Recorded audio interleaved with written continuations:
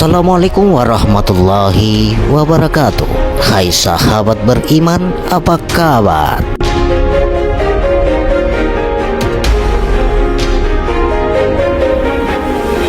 Segala puji hanya milik Allahu Rabbi. Segala zat yang maha ghafur, zat yang maha syukur, yang telah memberikan beribu-ribu nikmat yang tiada terukur.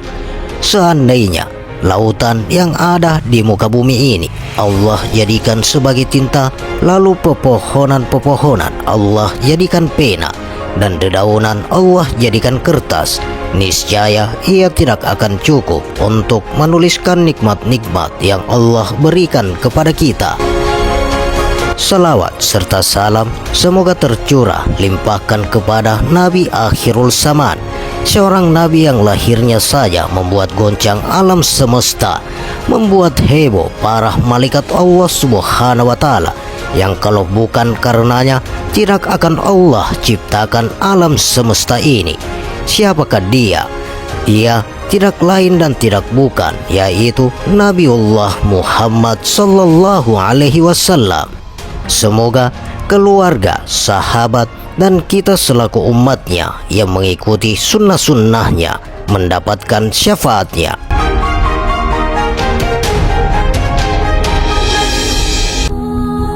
Sahabat beriman yang dirahmati oleh Allah Subhanahu wa Ta'ala, kali ini kami akan mengupas la sautin wala harfun, tak bersuara dan tak berhuruf.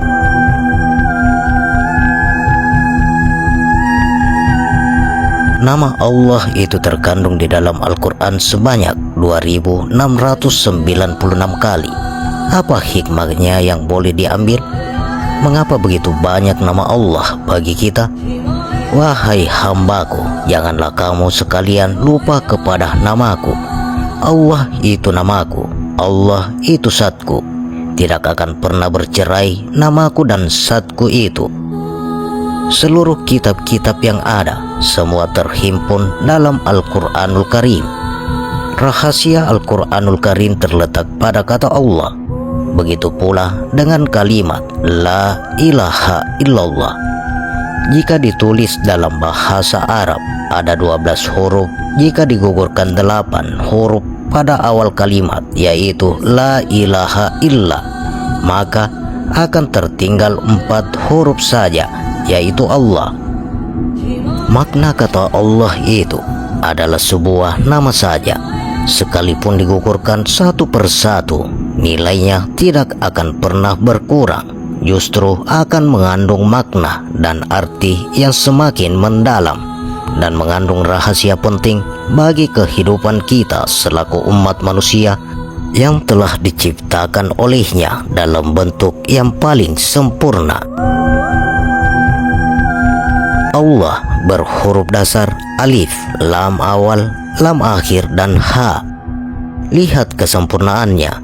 Cobalah gugurkan hurufnya satu persatu. Gugurkan huruf pertamanya, yaitu huruf alif, maka akan tinggal 3 huruf sahaja, lam awal, lam akhir, dan ha. Bunyinya tidak Allah lagi, tetapi akan berbunyi lillah, artinya bagi Allah, dari Allah, kepada Allah lah kembali segala makhluk. Gugurkan huruf keduanya, yaitu huruf lam awal, maka akan tersisa 2 huruf sahaja, lam akhir dan ha.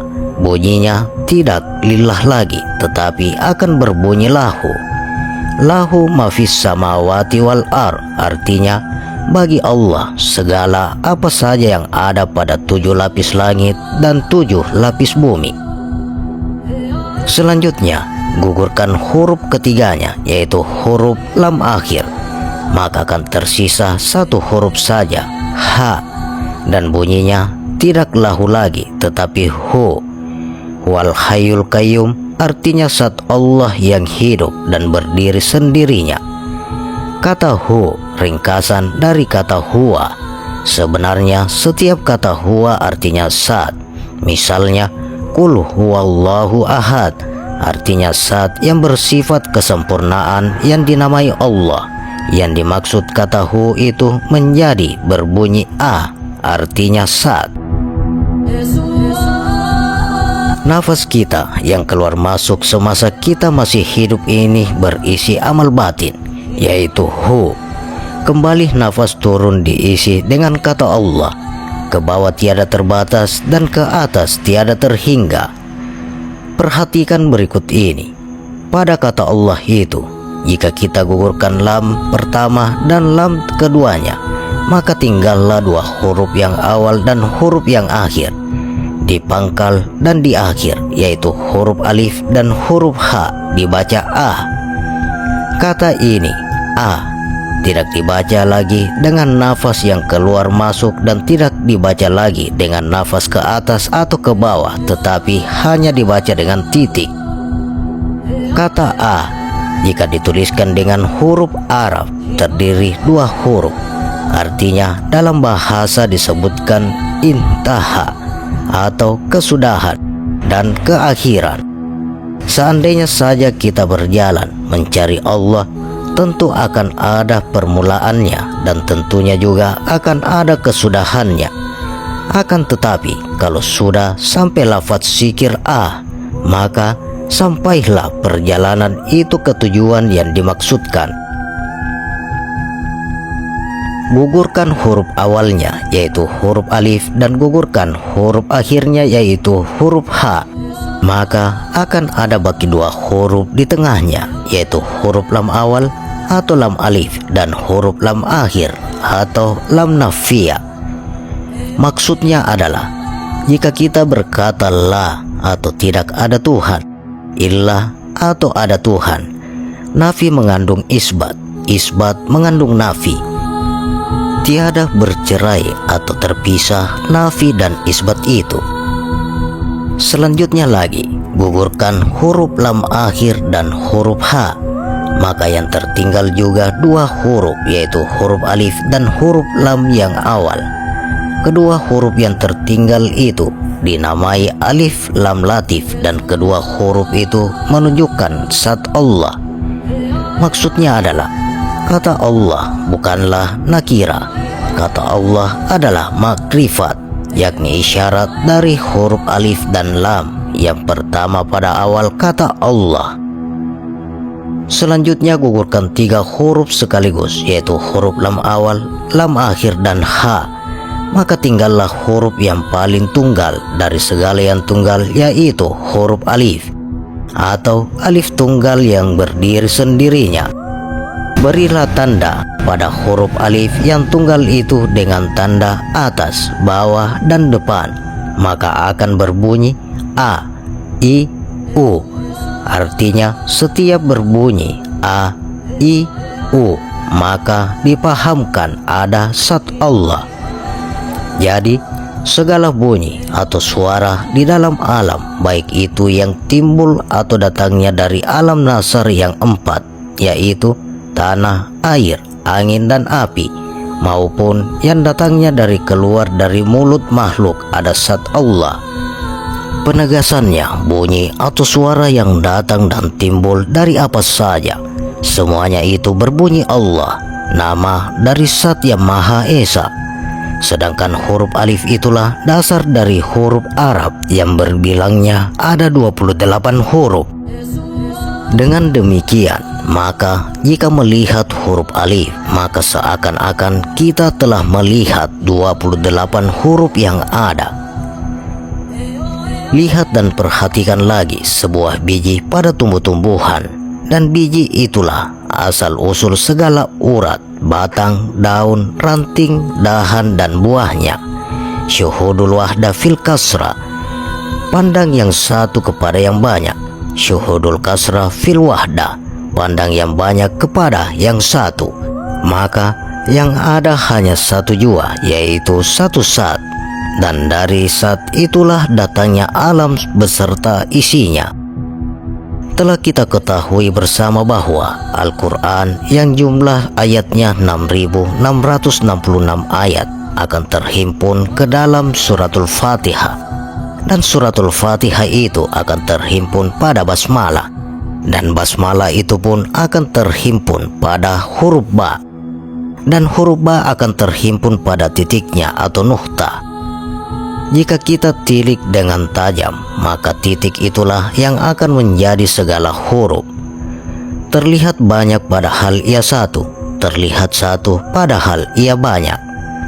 Setelah huruf-huruf lafaz Allah digugurkan semuanya, maka tinggallah 4 huruf yang ada di atas lafaz Allah tadi, yaitu huruf tasydid atau bergigi 3, terdiri dari 3 huruf alif. Di atas tasydid ada lagi 1 huruf alif. 4 huruf tasydid itu adalah isyarat bahwa Tuhan itu ada. Maka wajib bagi kita untuk mentauhidkan asma Allah, af'al Allah, sifat Allah, dan zat Allah. Langkah yang terakhir, gugurkan keseluruhannya. Maka yang akan tinggal adalah kosong, la sautin wala harfun, artinya tidak ada huruf dan tiada suara. Inilah kalam Allah yang kadim, tiada bercerai dan terpisah sifat dengan zat. Rahasia huruf. Awalnya, huruf hanya melambangkan sebuah rumus yang tidak memiliki arti apa-apa. Kemudian, huruf disusun menjadi sebuah kata. Susunan kata menjadi sebuah kalimat, dan dalam kalimat mengandung sebuah pengertian. Tetapi pengertian itu bukanlah sebuah kalimat. Dahulu, sebelum ada kesepakatan manusia mengenal rumusan huruf, maka huruf adalah sebuah suara yang keluar dari dorongan udara yang terhalang oleh pita suara pada tenggorokan, sehingga menghasilkan suatu bunyi. Seandainya rumus-rumus itu tidak ada, maka huruf dan kata dan kalimat pun tidak ada. Namun, walaupun rumus-rumus dan huruf-huruf tidak ada, tapi hakikat pengertian dalam diri manusia tetap ada. Kita dapat menemukan bahasa yang sama pada diri manusia seluruh dunia, yaitu bahasa jiwa, yang tidak berhuruf, tidak bersuara, tidak bergambar. Maka, benarlah adanya jika demikian bahwa Al-Quran itu awalnya adalah bahasa wahyu atau bahasa Allah, la sautin wala harfun, tidak bersuara dan bukan berupa huruf, yang kemudian ditranslate ke dalam bahasa manusia, yaitu bahasa Arab. Saat itu Rasulullah hanya mengerti dengan jelas apa yang telah turun ke dalam jiwanya. Bahasa Allah itu berupa ilham atau wahyu. Menurut Kamus Bahasa Arab Dalan Mujid, ilham itu berarti memasukkan pengertian ke dalam jiwa seseorang dengan cepat. Dimasukkan dengan cepat sama dengan dituangkan sesuatu pengetahuan-pengetahuan ke dalam jiwa dalam sekaligus dengan tidak lebih dahulu timbul fikiran dan mukaddimahnya. Seperti seekor lebah, ketika menerima wahyu dari Allah, binatang itu tidak mengenal huruf, akan tetapi lebah mampu menangkap ajaran Allah. Ketika Allah menginstruksikan untuk membuat rumahnya, maka lihatlah bagaimana lebah membuat rumah yang indah dan tersusun rapi. Pengertian itu tidak terdiri dari rangkaian huruf atau suara, seperti perasaan cinta. Perasaan ini tidak ada tertulis huruf C, I, N, T, A. Walaupun Anda tidak menggunakan rangkaian huruf dan suara, mengapa Anda memahami cinta itu? Yang akhirnya Anda menerjemahkan ke dalam bahasa manusia menjadi aku cinta. Selanjutnya, setelah Anda mengerti akan huraian tersebut, maka marilah kita membahas mengenai rahasia huruf dalam Al-Quran. Al-Quran mengandung 6.666 ayat terhimpun dalam Al-Fatihah, dan Al-Fatihah pula terhimpun dalam Bismillahirrahmanirrahim, dan Bismillahirrahmanirrahim terhimpun dalam Alif, sedangkan Alif terhimpun dalam Ba, dan Ba terhimpun pada titiknya. Pada titiknya inilah awal mula semula kejadian bentuk huruf. Jadi, pada seluruh rangkaian firman sebanyak 30 juz itu ternyata terangkum dalam Ummul Quran atau Al-Fatihah. Pada Ummul Quran menyimpulkan inti ajaran Al-Quran tentang masalah ketuhanan, yaitu sifat, af'al, dan zat Allah. Dialah Allah yang memiliki sifat maha pengasih dan maha penyayang. Tidak ada yang berhak menyandang pujian kecuali Dia. Dialah tempat segalanya bergantung, karena Dia adalah penguasa alam semesta dan diri manusia. Berarti dari rangkaian ayat-ayat dalam Al-Fatihah adalah tertumpu pada huruf ba, atau dalam tata bahasa Arab sebagai ba sabab dia. Artinya, semua yang ada berasal dari huruf ba dengan sebab ismi atau nama. Kalau dipisah bi, ismi, Allah, semua yang ada karena sebab adanya asma. Pada asma terdapat yang memiliki asma, yaitu zat. Ini terangkum dalam arti titik, karena titik baru bersifat kun atau jadilah, maka terjadilah segala sesuatu. Karena kunnya yang dilambangkan dengan titik merupakan asal dari segala coretan huruf berasal dari titik-titik yang beraturan menjadi garis dan garis menjadi bentuk atau wujud. Sedangkan zat tidak berupa titik, karena titik masih merupakan sifat daripada zat. Artinya lagi, kun Allah bukanlah zat, karena kun atau kalam atau wahyu adalah sifat daripada zat atau bukan zat itu sendiri. Sehingga arti titik adalah akhir dari segala ciptaan. Pada titik ini terkandung ideah-ideah yang akan tergores suatu bentuk, dan pada wilayah inilah yang dimaksud dalam ilmu hakikat usul diri sebagai Nur Muhammad atau cahaya terpuji. Karena segala sesuatu akan memuja dan mengikuti kehendak zat, dan zat berkata melalui kunnya, maka jadilah semuanya. Dengarkan cerita ini. Seorang guru mengajarkan kepada muridnya hal berikut. Kata guru, ambilkan aku buah pohon itu di sana. Dan murid berkata, ini buahnya guru.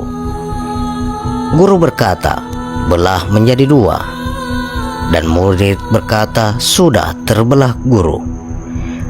Guru, apa yang kamu lihat?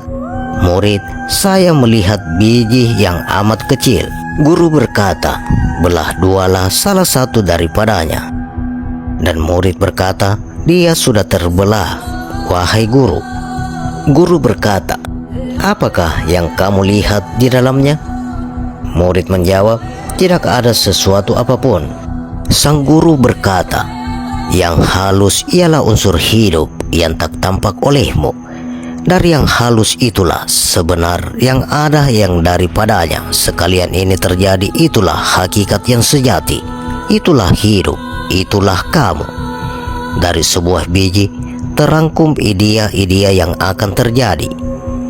Nanti akan ada sebuah akar yang menjelujur, daun-daun yang hijau, batang yang kokoh, serta buahnya yang renum. Dan itu terangkum dalam sesuatu yang tak terlihat, yaitu hakikat hidup.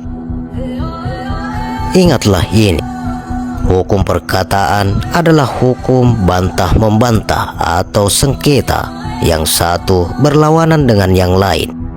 Hal ini membawa kepada kepilauan dan kecemasan. Dan ingatlah lagi ini, asma atau nama-nama dari sifat-sifat dan af'al atau perbuatan-perbuatan adalah hijab belaka atas zat ilahi. Karena sesungguhnya zat ilahi itu tidak dapat menerima pembatas. Zat ilahi itu berada pada tingkat ketinggian, sedangkan pelepasan atau penanggalan tajrid dan asma dan ilahi adalah urutan-urutan yang menurun. Asma dengan sifat asmanya berdiri tanpa perbuatan. Asma dapat berbuat hanya dikarenakan zat Allah semata. Dan sesuatunya persoalannya berkisar bagaikan perkakas dan alat-alat dan huruf di dalam surga. adalah merupakan alat-alat dan pekakas. Kesimpulan dari semua keterangan tersebut adalah alam adalah firman Allah yang tak tertulis atau ayat-ayat kauniyah. Al-Quran adalah ayat-ayat kauliyah. Semua alam semesta terkandung dalam asma Allah atau bismillah. Asma terkandung kehendak, kehendak terkandung dalam sifat, sifat terkandung dalam af'al, af'al terkandung pada zat. Semua itu adalah hijab, karena asma, sifat, af'al bukanlah zat itu sendiri.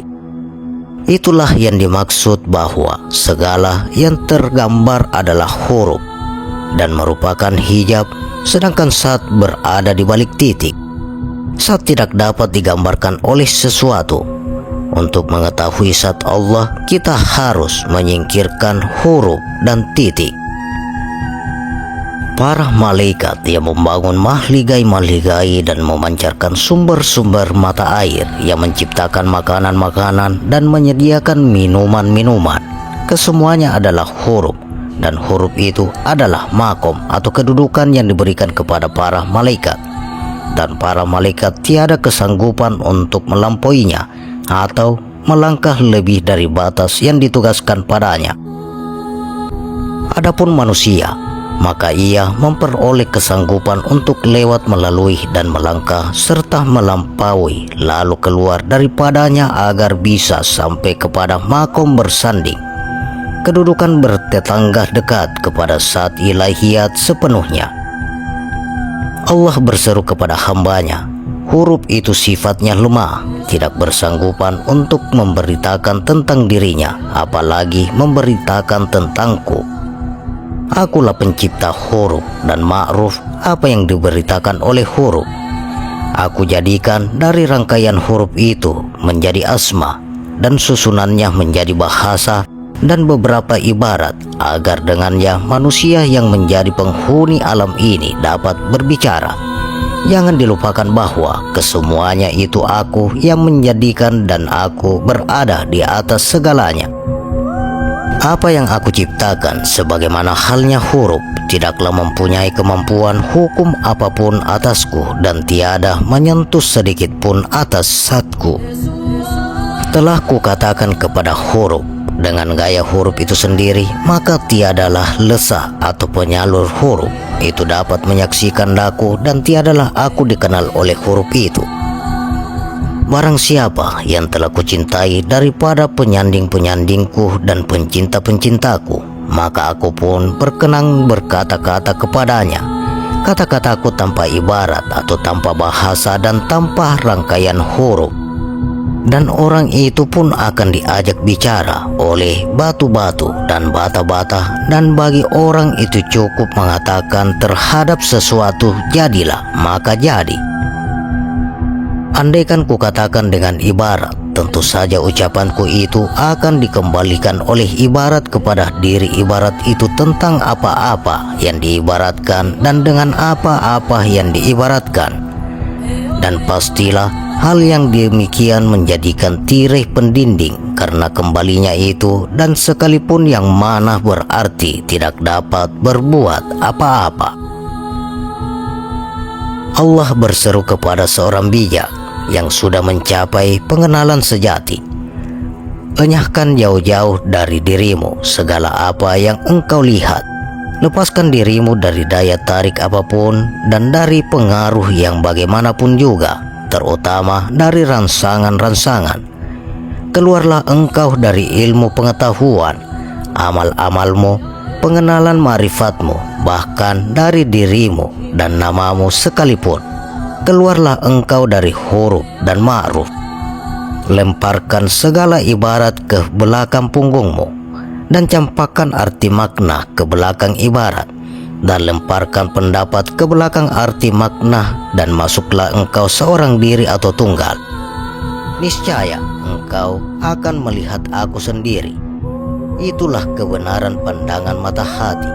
Selanjutnya, untuk mencapai tingkat yang demikian bagi si salih, orang yang berjalan menuju kepada Allah, memerlukan melepas bebaskan dirinya dari segala sesuatu, baik pengetahuannya, amal perbuatannya, sifatnya, bahkan diri dan namanya, dalam hari keluar dari kebanggaan diri. Jangan sampai terucapkan dari lisan, aku si Anu yang telah mencapai derajat demikian. Aku adalah seseorang arif yang bijak, yang berilmu, dan yang telah membuat karangan-karangan. Bukan hanya itu saja, tetapi ia harus keluar dari sihirnya. Kalimat dan fitnahnya ibarat ucapan, keluar dari tabiat dan keinginan-keinginan syahwat, keluar dari adat istiadatnya, dan dari kesemuanya itu dikembalikan apapun yang ada pada dirinya kepada Allah Subhanahu wa Ta'ala semata-mata. Ia harus mencuci tangannya sebersih-bersihnya, baik dari pangkat dan kejayaan serta kekuasaannya. Itulah sebenarnya penelanjangan yang sewajibnya untuk dapat masuk ke hadirat ilahi. Dan itu adalah suatu perjalanan rohani yang tidak dapat dicapai oleh setiap orang, melainkan oleh orang-orang tertentu. Allah berseru kepada seorang yang arif, andaikan perjalananmu berhenti hanya sampai kepada huruf, lalu engkau dikuasainya sebagaimana tawanan, dan terpengaruhlah oleh rahasia-rahasianya, dan tergoda oleh teka-tekinya, agar supaya engkau dapat merajalela atas manusia-manusia. Niscaya akan kucatat engkau dari golongan ahli sihir yang tidak berjaya, dan dari penyembah-penyembah huruf yang mereka itu adalah terang-terangan berlaku syirik kepadaku. Mereka adalah penyembah huruf selain daripadaku, dan menuntut nama itu dari selainku. Bila aku memberitahukan kepadamu tentang rahasia huruf, maka itu adalah suatu malapetaka yang gawat segawat-gawatnya. Engkau dapat mengenal rahasia huruf, sedangkan engkau berada di dalam kemanusiaanmu. Niscaya gilalah akal budimu. Engkau dapat mengenal rahasia asma atau nama-nama, sedangkan engkau berada di dalam kemanusiaanmu. Niscaya gilalah akal budimu. Hai hamba, tiada izin bagimu, kemudian tiada izin bagimu, kemudian 70 kali tiada izin bagimu untuk membeberkan terhadap apa yang aku percayakan kepadamu dari rahasia-rahasia hurufku dan nama-namaku, dan bagaimana engkau masuk ke dalam khazanahku, dan bagaimana engkau mengambil dari huruf-huruf itu satu huruf dengan keperkasaanku dan kekuasaanku, dan bagaimana engkau melihatku. Demikian sahabat, la sautin wala harfun.